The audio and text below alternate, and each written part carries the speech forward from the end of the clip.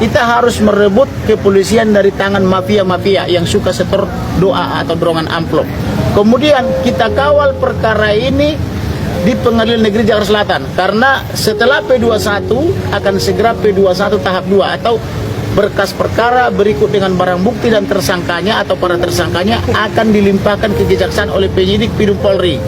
Kemudian setelah P21 tahap 2 atau P22, maka paling lambat 2 minggu sudah akan dibacakan surat dakwaan di PN Jakarta Selatan. Oleh karena itu kita berdoa supaya Tuhan membantu ketua Pengadilan Negeri Jakarta Selatan untuk menunjuk majelis dengan cara membuat penetapan supaya nanti hakimnya misalnya 3, 5 atau 7 adalah hakim-hakim yang betul-betul wakil Tuhan.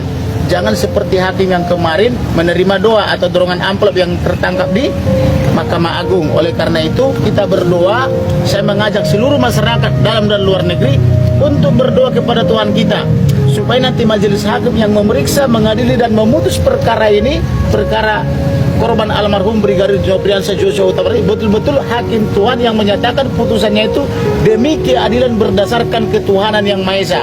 Kemudian kemungkinan nanti para terdakwa atau tersangka terdakwa maupun penasihat hukumnya akan mengajukan keberatan atau eksepsi dalam bahasa perdata. Kemudian setelah itu maka jaksa akan menanggapi keberatan itu, kemudian akan ada putusan sela atau putusan antara. Setelah itu masuklah ke pemeriksaan saksi-saksi. Tentu saya sebagai pelapor akan lebih dulu dimintai keterangan, kemudian ayah dan ibunda daripada almarhum apakah betul memberi kuasa kepada saya dalam menangani perkara ini. Setelah itu masuklah kepada Pera, kepada tantenya almarhum, kepada saksi-saksi lain. Saya siapkan 11 orang. Kemudian nanti para terdakwa ini akan diperiksa secara splitsing atau secara split, yaitu supaya terdakwa yang satu menjadi saksi terhadap terdakwa yang lain dan terdakwa yang lain menjadi saksi terhadap terdakwa yang satu.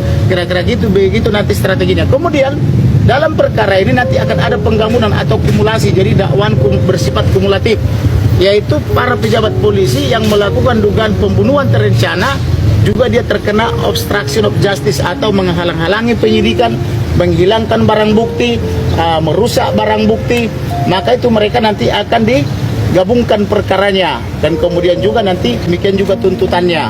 Kemudian pasal yang digunakan tentu pasal yang terberat, yaitu pasal 340 KUH pidana itu tentang pembunuhan terencana, junto 338, junto 5556 KUH pidana. Kemudian kenapa pasal 340? Karena itu pasal terberat, yaitu sesuai dengan fakta-fakta hukum.